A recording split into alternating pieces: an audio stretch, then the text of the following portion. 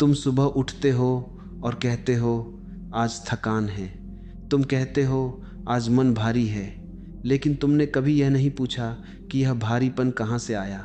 रात में सोते समय शरीर बिस्तर पर पड़ा होता है, आराम में होता है, फिर भी नींद नहीं आती। अगर शरीर बीमार होता तो नींद क्यों उड़ती?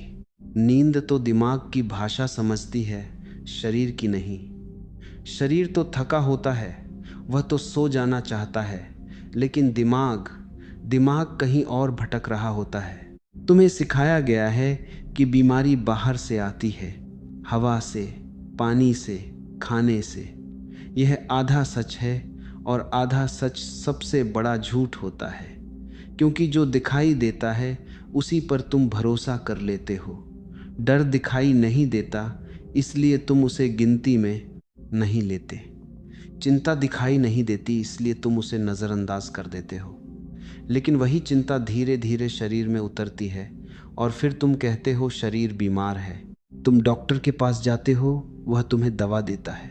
दवा से लक्षण दब जाते हैं। ध्यान रखना, मैं दबाने की बात कर रहा हूँ, समाप्त करने की नहीं। लक्षण चुप हो जाते हैं, लेकिन स्रोत चुप नहीं होता। स्रोत भीतर है और भीतर तुमने कभी झांक कर देखा ही नहीं। तुम बाहर की यात्रा में बहुत तेज हो और भीतर की यात्रा में बिल्कुल आलसी।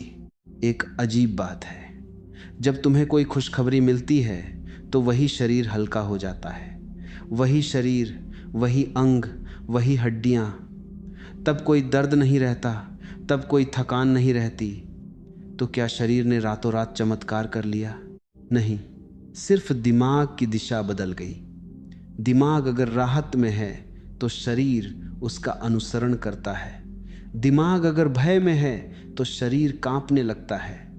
शरीर एक अनुयायी है, नेता नहीं। लेकिन तुम नेता को पहचानते ही नहीं।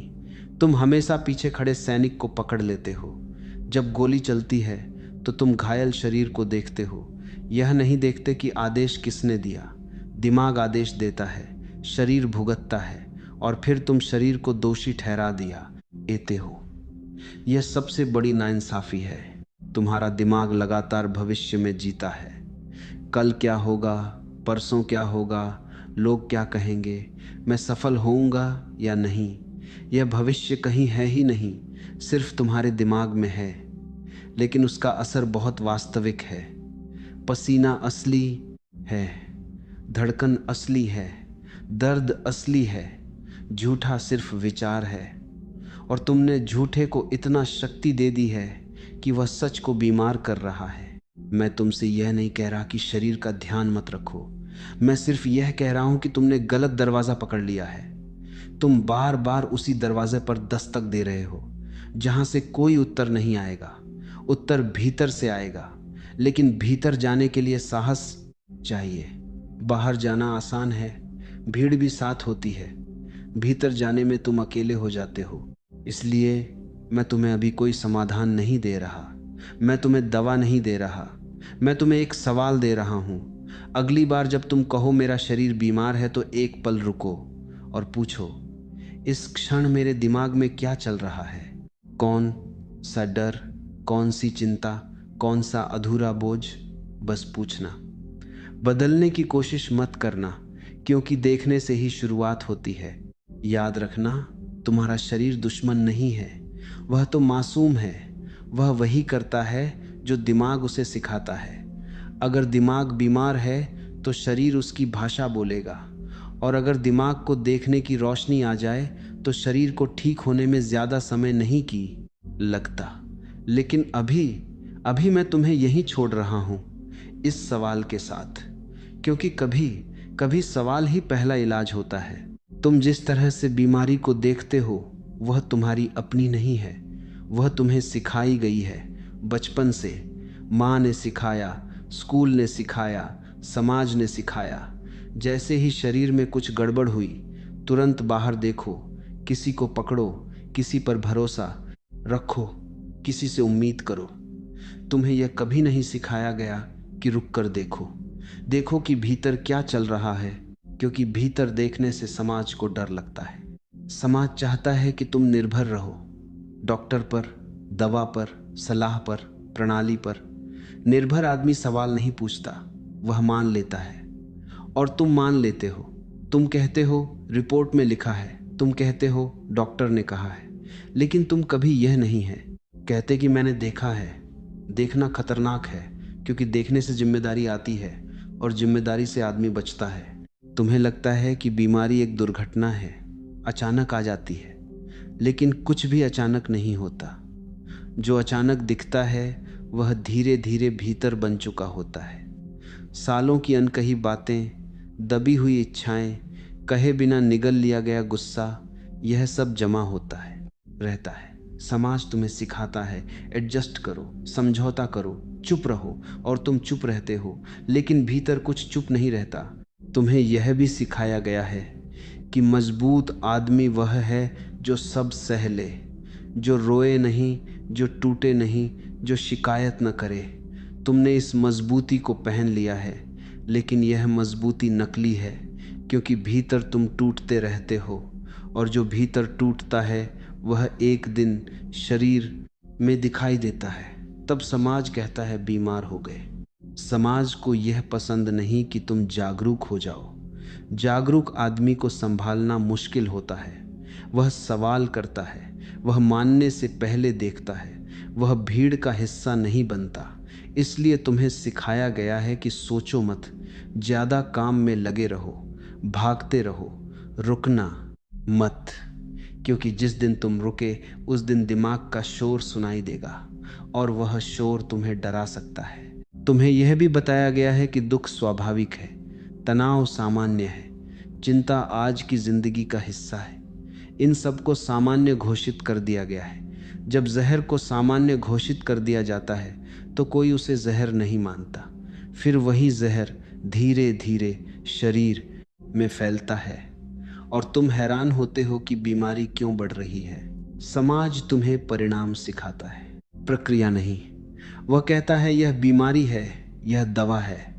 वह यह नहीं बताता कि यह बीमारी कैसे बनी, क्योंकि अगर प्रक्रिया समझ में आ गई तो तुम्हें बाहर सहारे की ज़रूरत नहीं रहेगी, और जिस दिन तुम्हें सहारे की ज़रूरत नहीं रहेगी उस दिन तुम आज़ाद हो जाओगे। इसलिए तुम जिस तरह से बीमारी को समझते हो वह तुम्हारा अनुभव नहीं है, वह उधार लिया हुआ ज्ञान है, और उधार लिया हुआ ज्ञान कभी मुक्ति नहीं देता, वह सिर्फ सुविधा देता है। सच्चाई असुविधाजनक होती है, वह भीतर हिलाती है, और अभी तक तुम्हें हिलना सिखाया ही नहीं गया, तुम्हें बस संभल कर चलना सिखाया गया है। अब जरा शरीर की तरफ ध्यान दो, लेकिन वैसे नहीं जैसे तुम अब तक देखते आए हो। उसे दोषी की तरह मत देखो, उसे सुनो। शरीर बहुत शांत है, वह शब्दों में नहीं बोलता, वह न शिकायत करता है न बहस करता है, वह सिर्फ संकेत देता है। थोड़ा सा भारीपन, थोड़ी सी थकान, एक हल्का सा दर्द, इतना ही। शरीर कभी ड्रामा नहीं करता, ड्रामा दिमाग करता है। वही संकेतों को पकड़कर कहानी बनाता है। वह कहता है कुछ बड़ा होने वाला है। वह डर जोड़ देता है, यादें जोड़ देता है, भविष्य जोड़ देता है। शरीर ने सिर्फ इशारा किया था, दिमाग ने पूरा दृश्य खड़ा कर दिया, और तुम उस दृश्य में फंस जाते हो। शरीर वर्तमान में रहता है, उसे कल की चिंता नहीं है, उसे बीते कल का पछतावा नहीं है। वह इस क्षण में सांस लेता है, इस क्षण में धड़कता है, लेकिन दिमाग कहीं टिकता ही नहीं। वह या तो पीछे भागता है या आगे दौड़ता है, और इस दौड़ में शरीर पीछे छूट जाता है। तुमने देखा होगा, जब तुम पूरी तरह किसी काम में डूब जाते हो तो शरीर की तकलीफ गायब हो जाती है। दर्द वहीं होता है, लेकिन तुम्हें पकड़ नहीं पाता। क्यों? क्योंकि उस समय दिमाग एकाग्र होता है, बटा हुआ नहीं। जब दिमाग बिखरता है तब शरीर टूटने लगता है। शरीर नहीं, अनुभूति टूटती है। शरीर की भाषा सीधी है। भूख है तो वह भूख का हता है, थकान है तो थकान कहता है, लेकिन दिमाग उसकी भाषा को मानता नहीं। वह कहता है अभी नहीं, वह कहता है थोड़ा और सह लो। वह शरीर को अनसुना करता रहता है, और फिर एक दिन शरीर तेज आवाज में बोलता है तुम उसे बीमारी कहते हो। असल में वह बीमारी नहीं होती, वह आखिरी पुकार होती है। शरीर कहता है, अब सुनो, अब रुक जाओ, अब और नहीं। लेकिन तुम तब भी सुनने के बजाय डर जाते हो। डरते हो क्योंकि दिमाग डर सिखाता है, शरीर तो बस थक गया होता है। इसलिए फर्क समझो। शरीर शांत है, सच्चा है, ईमानदार है, वह कभी तुम्हें धोखा नहीं देता। दिमाग चंचल है, चालाक है, कहानियों से भरा हुआ है, और तुम अब तक उसी की सुनते आए हो। शरीर से कभी सीधी मुलाकात ही नहीं की। अब सवाल उठता है, यह सब शुरू कहाँ से होता है? शरीर से नहीं, शरीर तो आखिरी पड़ाव है। बीच की पूरी यात्रा दिमाग में होती है। लेकिन दिमाग इतना चालाक है कि वह शुरुआत को छुपा देता है। वह अंत दिखाता है, दर्द दिखाता है, बीमारी दिखाता है, लेकिन बीज को अंधेरे में ही रहने देता है। हर बीमारी का एक इतिहास होता है, कोई घटना नहीं, एक सिलसिला, कोई एक दिन नहीं, कई साल। एक ऐसा गुस्सा जो कभी बाहर नहीं आया, एक ऐसी इच्छा जिसे बार बार दबाया गया, एक ऐसा डर जिसे तुमने मजबूरी समझकर स्वीकार कर लिया। दिमाग इन सबको याद रखता है। शरीर भूल जाता है, लेकिन दिमाग नहीं भूलता। और जो दिमाग नहीं भूलता वह शरीर को याद दिलाता रहता है। तुम सोचते हो कि तुम मजबूत हो क्योंकि तुमने सह लिया, लेकिन सहना कोई ताकत नहीं है। सहना एक बोझ है, और बोझ जितना भीतर जमा होता है उतना ही भारी होता जाता है। शुरुआत में वह विचार बनता है, फिर वह भावना बनता है, फिर वह आदत बनता है, और अंत में वह शरीर की स्थिति बन जाता है। लेकिन तुम केवल आखिरी स्थिति देखते हो। दिमाग की एक आदत है, वह अधूरा छोड़ने से डरता है।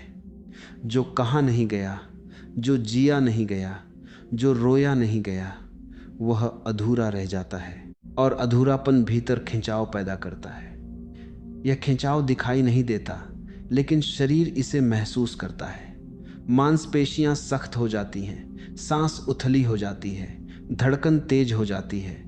तुम कहते हो शरीर खराब है, लेकिन शरीर सिर्फ प्रतिक्रिया दे रहा है।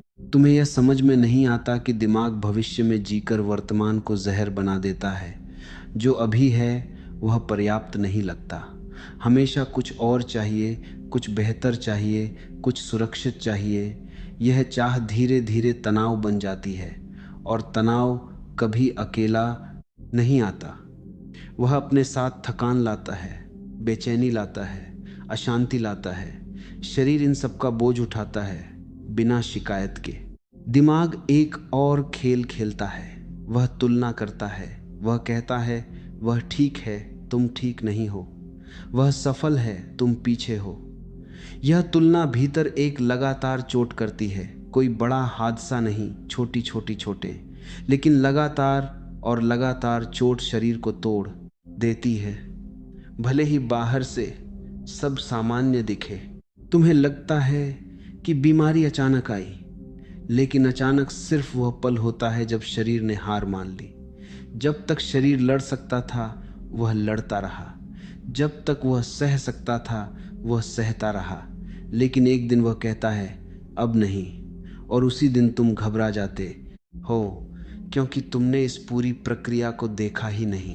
दिमाग हमेशा नियंत्रण चाहता है। वह चाहता है कि सब उसकी योजना के अनुसार चले। जब जीवन उसकी योजना नहीं मानता तो दिमाग बेचैन हो जाता है। यह बेचैनी धीरे धीरे शरीर में उतरती है। तुम्हें लगता है कि तुम जीवन से लड़ रहे हो, असल में दिमाग जीवन से लड़ रहा है और शरीर बीच में पिस रहा है। यहाँ एक सूक्ष्म बात समझने की है। बीमारी सजा नहीं है, वह संदेश है। लेकिन तुम संदेश पढ़ने के बजाय उसे मिटाना चाहते हो। तुम कहते हो बस ठीक हो जाऊं। तुम यह नहीं पूछते कि यह आया क्यों, क्योंकि पूछने से तुम्हें अपनी जिंदगी को देखना पड़ेगा, और देखने से डर लगता है। दिमाग चाहता है कि सब वैसा ही चलता रहे जैसा चल रहा है। बीमारी उसमें रुकावट है, इसलिए दिमाग जल्दी से उसे हटाना चाहता है।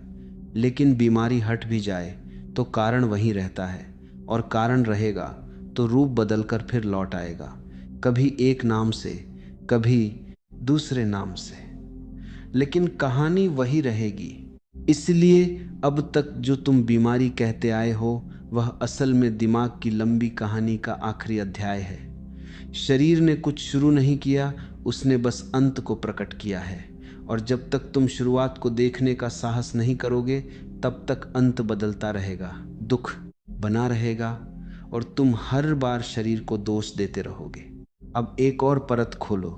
शरीर और दिमाग के बीच जो दूरी तुम समझते हो वह असल में है ही नहीं। शरीर कुछ भी अपने आप नहीं करता, वह दिमाग के हर इशारे को तुरंत पकड़ लेता है।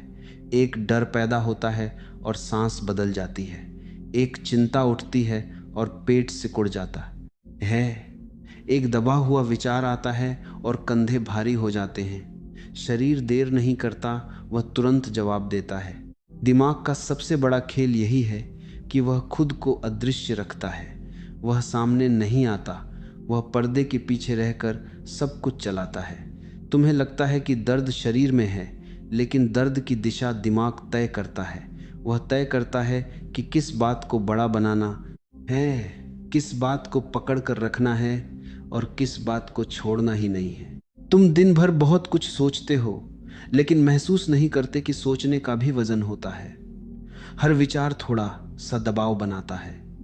एक विचार से कुछ नहीं होता, लेकिन हजारों विचार जो कभी रुके नहीं, जो कभी पूरे नहीं हुए, वे भीतर एक स्थायी तनाव बना देते हैं।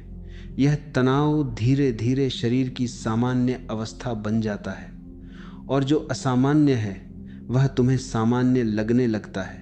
दिमाग तुम्हें यह भी यकीन दिला देता है कि यह सब जीवन का हिस्सा है। वह कहता है सबके साथ होता है, सब परेशान हैं, सब थके हुए हैं, इसीलिए तुम अपनी थकान को भीड़ में छुपा लेते हो। तुम अपनी बेचैनी को सामान्य मान लेते हो, लेकिन जो चीज़ सामान्य मान ली जाती है वह कभी देखी नहीं जाती, और जो देखी नहीं जाती वह गहरी होती चली जाती है। शरीर इस दौरान लगातार संकेत देता रहता है। वह कहता है रुको, वह कहता है धीमे चलो, वह कहता है सुनो, लेकिन दिमाग सुनने का अभ्यस्त नहीं है। वह करने का आदी है, भागने का आदी है, सोचने का आदी है, इसलिए वह संकेतों को नज़रअंदाज करता रहता है और शरीर धीरे धीरे कठोर होता जाता है। यहीं से बीमारी की वास्तविक ज़मीन तैयार होती है। कोई धमाका नहीं, कोई अचानक घटना नहीं, बस लगातार अनसुना किया जाना, बस लगातार भीतर जमा होता बोझ। और एक दिन वही बोझ शरीर में ऐसी जगह प्रकट होता है जहां तुम मजबूर होकर रुक जाओ। तब तुम कहते हो अब बीमारी आ गई। असल में बीमारी नहीं आई, अब तुम रुक पाए हो। अब ध्यान से समझो, यहाँ कोई इलाज की बात नहीं हो रही है। इलाज बाहर से आता है, और जो बाहर से आता है वह बस बाहर ही काम करता है। यहाँ बात है देखने की, सिर्फ देखने की। दिमाग तुरंत पूछेगा क्या करना है, कैसे ठीक होना है, कितना समय लगेगा, लेकिन देखने में करने जैसा कुछ होता ही नहीं। यही बात दिमाग को सबसे ज़्यादा परेशान करती है। जब तुम देखने लगते हो तो दिमाग की आदत टूटने लगती है, क्योंकि दिमाग नियंत्रण चाहता है और देखने में कोई नियंत्रण नहीं होता। तुम बस साक्षी होते हो। तुम देखो कि विचार आ रहा है, डर उठ रहा है, तनाव बन रहा है। तुम उससे लड़ते नहीं, तुम उसे पकड़ते नहीं, तुम उसे बदलने की कोशिश भी नहीं करते। तुम सिर्फ देखते हो, और यह देखना बहुत क्रांतिकारी है। अब एक अजीब बात घटती है। जिस क्षण तुम देखने लगते हो उसी क्षण दूरी बन जाती है। विचार चलता रहता है, लेकिन तुम उससे अलग हो जाते हो। तनाव मौजूद रहता है, लेकिन वह तुम्हें जकड़ नहीं पाता। यह दूरी कोई प्रयास से नहीं आती, यह दूरी देखने से अपने आप पैदा होती है। और जहाँ दूरी है वहाँ गुलामी नहीं रहती। दिमाग ने अब तक तुम्हें यह यकीन दिलाया था कि तुम वही हो जो तुम सोचते हो, लेकिन देखने के क्षण में यह भ्रम टूटता है। तुम पाते हो कि विचार बदलते रहते हैं, लेकिन देखने वाला स्थिर है। विचार आते जाते हैं, लेकिन साक्षी बना रहता है, और जो स्थिर है वही स्वस्थ है। अशांति तो हमेशा चलायमान में होती है। शरीर इस बदलाव को बहुत जल्दी पहचान लेता है। उसे शब्द नहीं चाहिए, उसे तर्क नहीं चाहिए, उसे सिर्फ यह अनुभव चाहिए कि अब उस पर जोर नहीं डाला जा रहा, अब उसे ज़बरदस्ती नहीं घसीटा जा रहा, अब उसे सुना जा रहा है। और जब शरीर सुना जाता है तो वह अपने आप ढीला पड़ने लगता है, सांस गहरी होने लगती है, मांसपेशियां नरम होने लगती हैं। ध्यान रखना, यह कोई चमत्कार नहीं है, यह कोई तकनीक भी नहीं है, यह सिर्फ ईमानदारी है। अपने भीतर जो चल रहा है उसे बिना नाम दिए देख लेने की ईमानदारी। दिमाग इसे पसंद नहीं करता क्योंकि यहाँ वह मालिक नहीं रह जाता, यहाँ वह सिर्फ एक वस्तु बन जाता है जिसे देखा जा सकता है। और यहीं से असली बदलाव शुरू होता है, बिना संघर्ष के, बिना सुधार के, बिना किसी लक्ष्य के। क्योंकि जिस दिन तुम ठीक होने की जल्दी छोड़ देते हो उसी दिन भीतर एक गहरी शांति उतरने लगती है और उसी शांति में शरीर को पहली बार राहत मिलती है।